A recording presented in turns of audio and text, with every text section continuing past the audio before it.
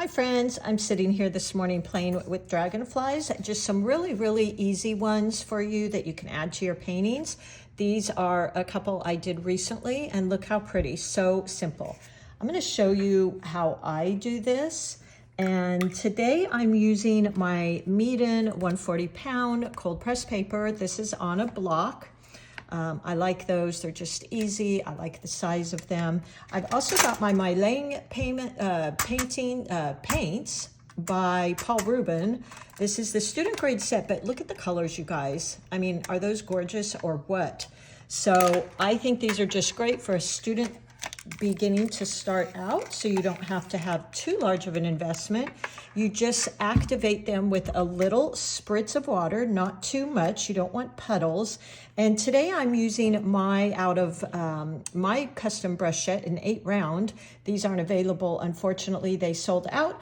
My second favorite brush is that Princeton round. The Velvet Touch is my favorite because I like the handle, and it's got a nice short handle as well, so it's easy to work with.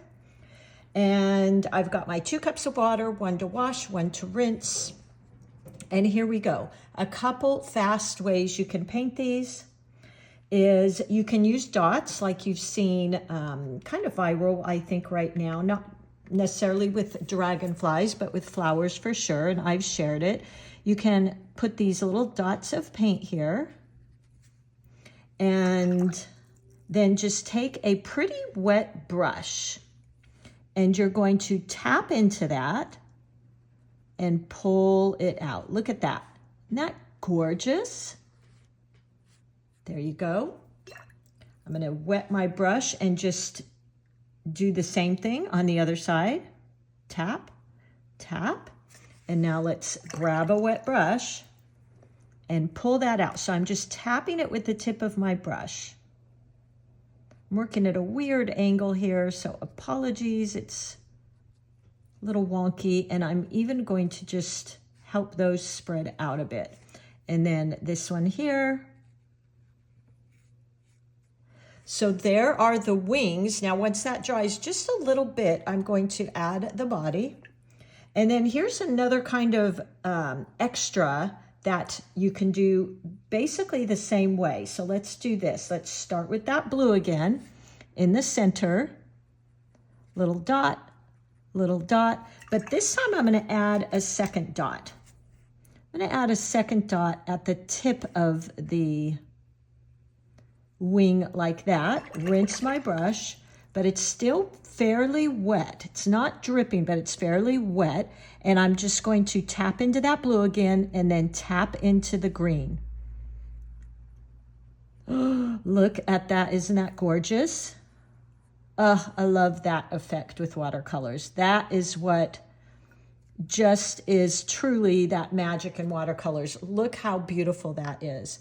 Let's do the same thing on the other side. So I've got tap, tap. Let's tap our green. And these colors are just gorgeous, aren't they? These are some of my favorite colors, especially together. Blue and purple would be really pretty as well. So I'm not even scraping off my brush in my water dish. I just lightly tapped it off. I want quite a bit of water in there. So tap, come up to meet that green. I'm going to rinse my brush one more time. Come down, tap. Oh, look at that. Isn't that gorgeous? So easy. Let's see, another way to paint them, you could do little dabs. So let's just do that. Let's find that beautiful turquoise again. And I'm going to put the point of my brush towards the middle of the little dragonfly and just point, push, point, push. Let's get this turned a bit. Point, push, point, push, and look at that. It's a perfect little dragonfly. Now, since this is dry, I'm going to go ahead and go into the center there with maybe, let's go in with maybe a purplish violet. Just pick up a little bit of that paint. And I'll just go in the middle, so push, Look at that. Perfect, right? We could do the same thing here. Isn't that so fun, so easy? And then I've got one more here, which is kind of fun. I love doing flowers like this too. I'm just going to use water and lay down. It's a little pink, which is good because you maybe can see that. And I'm going to do one side at a time. So I'm just getting this wet. Like that. And then what I'm going to do is I wet my brush, tapped it off, and I'm going to go into that with a tiny bit of paint, just tapping lightly. I'm resting my hand here, holding it pretty far up towards the ferrule here because that gives me control. And before this dries, I'm going to barely tap in. And look at that, you guys. Isn't that gorgeous? Just the tiniest bit there. And what it does is it kind of makes the wings look like they're transparent. Now, if you don't like how it's doing that, you can go in with a damp brush and pick that up. I'm wiping my brush. And this will give you that effect you see of how they do transparent flowers.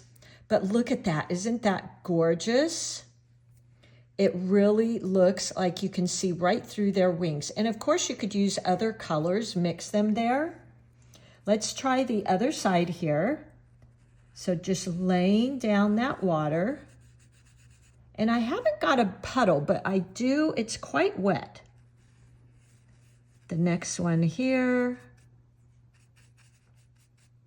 And then I'm going to go into that purple and just tap in. Now, if you have too much water on here, it's really going to spread.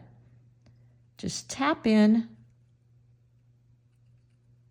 And we could do a different color on the other side, like I was saying. So let's try that just so you can see what that might look like. So I've got that color there. Oh. Whoops. No worries. I'm going to pick some of that up with a damp brush, or actually a thirsty brush, and let's see if we still have time here to go into that other side. It's a little bit dry, but still going to work. Don't think I could do that here. But look at how beautiful. And if you want that to spread a little bit more, just go right alongside of it. You can always lift with a thirsty brush. And then once that is dry, I'll go in and create the middle. Let's see, what color let's do a regular purple for the middle. And just push, tip of brush, and look at that. Now, if you want a little different body, you can do something like this. I'm going to use a bit of the side of my brush so I can get the width on that wing. So this is our last one here. Let's just do one more.